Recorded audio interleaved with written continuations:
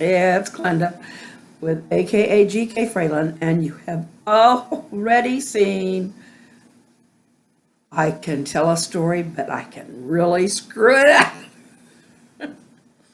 So anyway, I can tell one, mess it up, and draw terribly. But I hope and I think you will enjoy the story that I have not yet given a title to. So Carla, this is your story. Why don't you give it a title? This is a story that I have illustrated or attempted to by Carla Sherman, and I am voicing over because I made so many mistakes. Now, Carla's contributions were a name of Cathy, and the Latin dance was the merengue. Her color was ruby, and I can't remember exactly what the other was. Oh, the clothing was a black lace sequined gown. Okay, this is the telling. Carla and her wheat-colored tabby cat had been invited by a gentleman to go out for the merengue, to dance the merengue. Her friend Gladys had a beautiful black sequined gown. So she called her and asked her, Gladys, may I borrow your gown? And could you babysit my Cathy? Babysit my kitty cat, Elsie, the wheat-colored tabby. Gladys, what is going on? So, Cathy explained. My dear friend, I have an invitation from Frank to go to, he's going to take me out and we're going to do the merengue. Oh, my dear, Gladys said. Frank who? So Cathy thought she'd have a little fun with her friend, and she says, oh, this Frank. People say he is exactly like Frank Sinatra. And, oh, hi. Oh, my dear, Gladys said. Nobody looks like Mr. Blue Eyes. Not really. Nobody could match. So, Cathy thought she'd have a bit of fun. And she said, oh, but my dear, he's even taller than Frank. And his eyes are an aquamarine.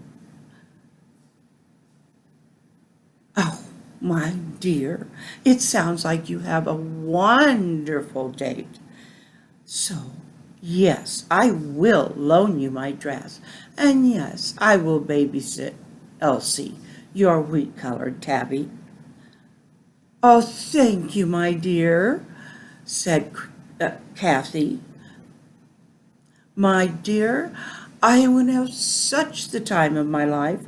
I have not danced the merengue in a long time. So, after about 3 hours, it was time to get ready. And so she took her dear Elsie and took her over to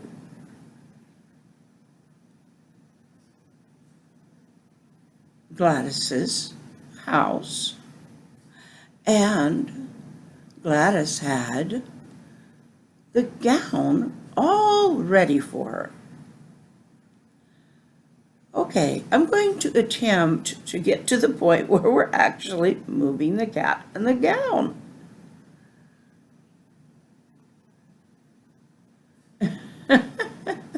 They're held up on the phone here, guys. Here we go. So when Cathy, come on, Cathy, take that cat over. I thought I told this faster. I was laughing a lot.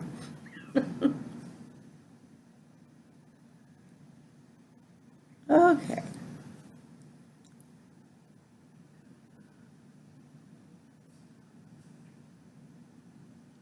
Gladys loved purple. Oh, she just loved it. She had purple walls, purple doors, and pink carpet. And she wore a purple shirt. Carla was all ready to go, except she didn't have the dress yet. So she took, okay, here we go. We are now taking Elsie over to Gladys's house. And after the women talked for just a bit, Cathy was just so impatient, and so Gladys had a sequin gown all ready for Cathy to take home and get ready, which is exactly what Cathy did. Oh, I do hope you have a good time.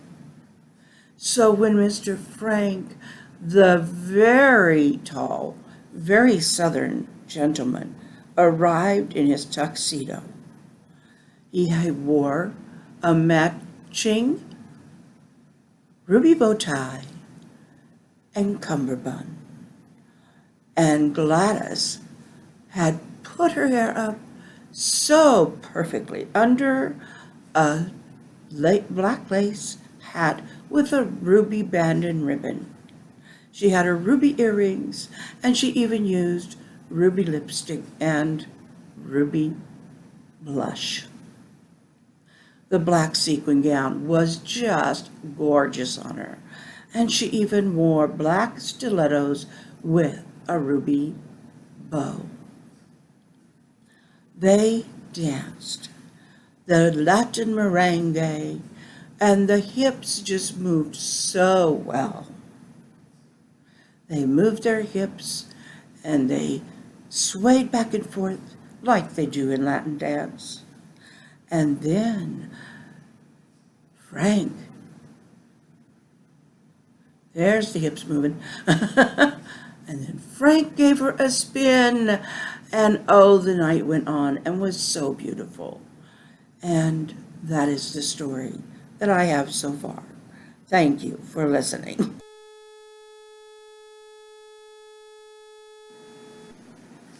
It's the next morning. This story did not go well. It did not upload, for one thing. So I decided to dub it over. And I think it went a little better. But as you can see, it is the next day. So every story is supposed to have conflict, according to the teachers that are the people who taught me about writing. And you don't watch anything without conflict. Well, in this particular story, the conflict was me. I was conflicted in telling it. I had it, the outline written out. I did not have the exact dialogue written out, and I winged it, but I hope it can be appreciated in its attempt and does not completely, well, we'll see. And let's just enjoy the fact that I tried. And thank you. And that is the end of me. That is the end of the day. And I hope you got a kick out of it. I definitely am going to write it up. And I'll write it much better than I told it. That was I mean, I had the planned outline in my head and I had it all sort of drawn out, but the telling suffered a little. But it was fun to tell it even with the bloopers. So I don't know if I could have got the bloopers out if I kept telling it 5 times or 10 times or 20 without the written papers. But I hope you think of it as a comedic moment. Anyway, it's been a day and I have enjoyed you. I always enjoy you. Get those stories coming at me and give me something that I should write. Now that I've finished. Oh, wait, I need to come up with the element stone. I'll work on that. Okay, so tomorrow's another day, and I'll just see you then. Hasta mañana.